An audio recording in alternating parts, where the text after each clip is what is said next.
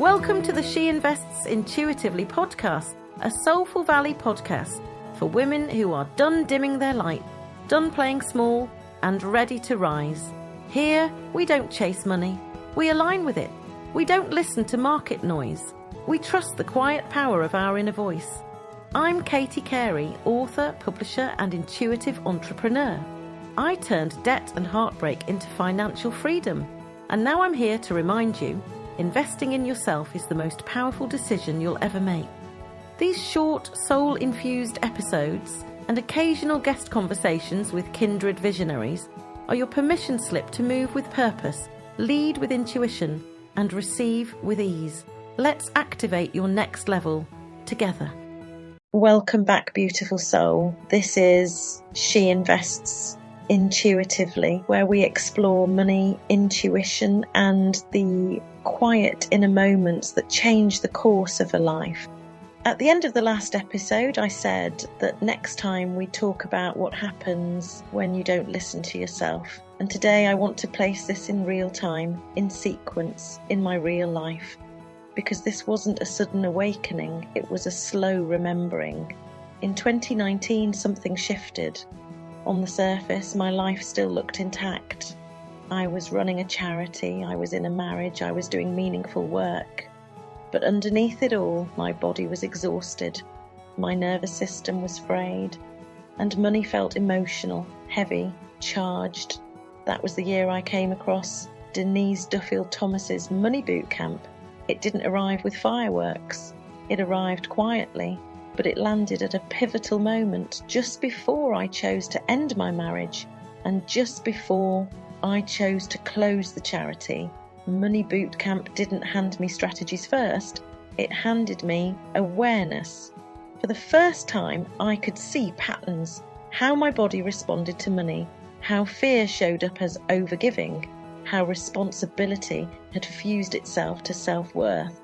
And once you see that clearly, you can't unsee it. That was when I knew mindset alone wasn't enough, so I chose to study EFT, the emotional freedom technique, not as a side skill, but as a way to understand what was happening in my body around money, safety, and survival. What I didn't realise at the time was that the teacher I chose had also been part of that same Money Bootcamp, and later still she would go on to write a chapter in one of my books. Those threads only made sense in hindsight.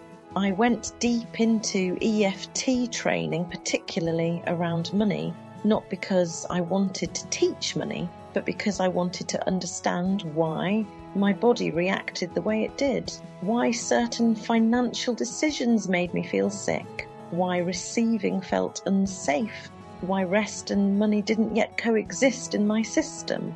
And here's what I learned. Money wasn't the problem. My nervous system was. My body had learned long before my mind that money meant pressure, responsibility, collapse. So even when money came in, my body braced. That awareness changed everything.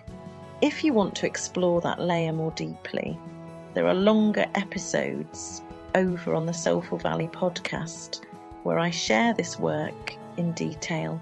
Look for the episode with Emma Johnson, now Emma Starling, if you feel called to go deeper.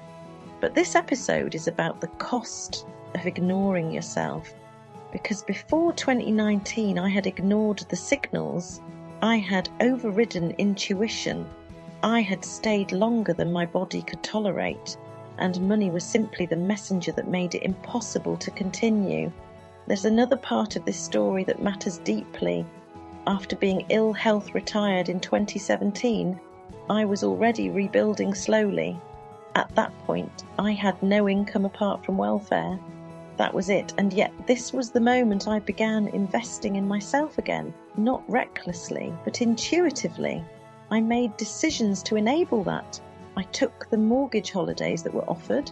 I froze my credit cards, not to avoid responsibility, but to create space to say yes to what my soul was asking for.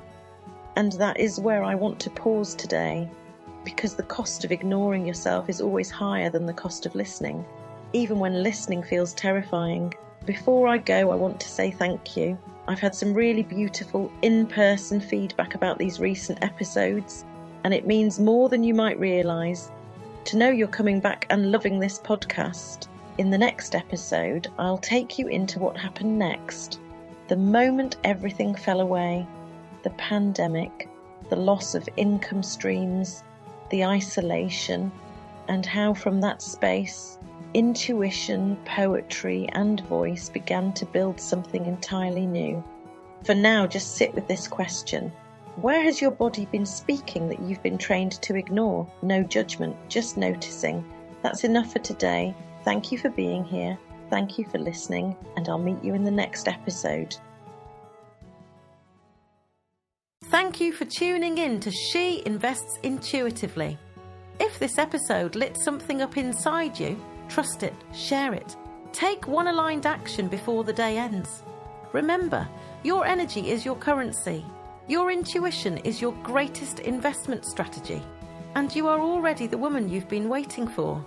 Be sure to subscribe, leave a soulful review, and visit sheinvestsintuitively.com. Here's our disclaimer. The stories and insights shared in this podcast are for inspiration and educational purposes only and are not financial advice. Always trust your intuition and seek professional guidance when needed. When you've finished here, come and join me over on the Soulful Valley podcast, where inspiring authors, healers and visionaries share their journeys of awakening, purpose and transformation. Until next time, keep rising, keep trusting, keep investing